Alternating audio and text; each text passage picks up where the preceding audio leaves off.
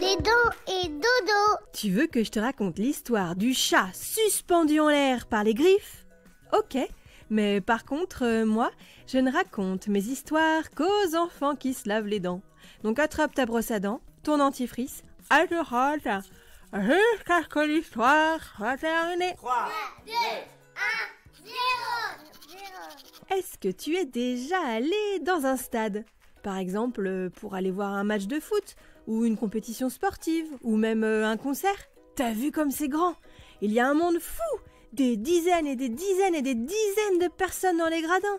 Et puis c'est gigantesque. Il y a plein d'entrées, plein de couloirs et plein de portes numérotées. C'est comme un labyrinthe. Il vaut mieux ne pas se perdre là-dedans. Eh bien, figure-toi qu'un chat s'est perdu dans un stade aux États-Unis. Oui, un chat! C'était à l'occasion d'un match de football américain.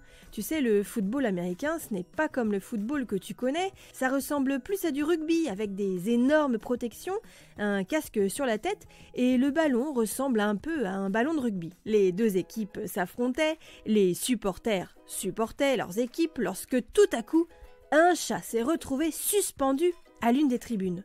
Suspendu en l'air par les griffes. On ne sait pas trop ce qu'il s'est passé, mais il a dû tomber et a réussi à se retenir par les griffes. Mais il n'arrivait pas du tout à remonter dans les tribunes. Le chat se tortillait dans tous les sens pour essayer de remonter. Ça a duré un petit moment comme ça, à tel point que les spectateurs dans le stade se sont mis à crier et à paniquer. Ils craignaient que le chat ne tombe de très haut.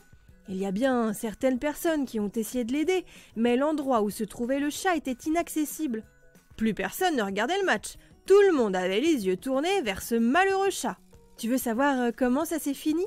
Je vais te raconter ça dans un instant. Bon, je te rassure quand même, le chat va bien. Mais avant, j'ai une devinette pour toi. À ton avis, qu'est-ce qu'on fait quand on se brosse les dents ?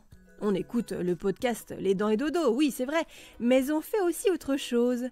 En fait, il faut se brosser les dents, en principe après chaque repas, pour éliminer la plaque dentaire. La plaque dentaire, c'est une substance blanchâtre qui se dépose sur les dents après avoir mangé. Elle est pleine de bactéries et c'est ça qui endommage les dents, si on ne se les brosse pas. Du coup, au boulot, hein ? On brosse, on brosse, on brosse. Je ne veux plus voir de plaque dentaire, d'accord ?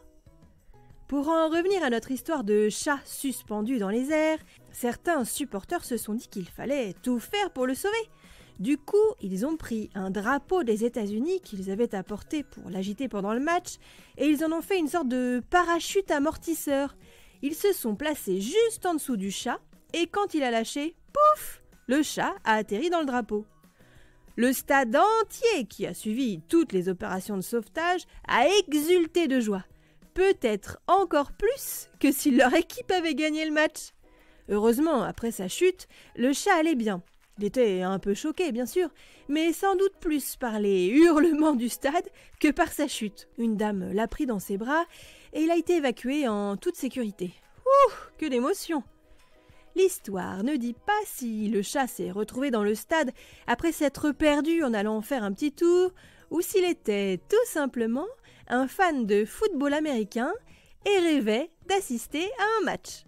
Bon, montre-moi un peu tes dents. Fais A, fais I. C'est pas mal ça, bien blanche comme il faut. Tant pis pour vous les caries. Allez, maintenant, au lit.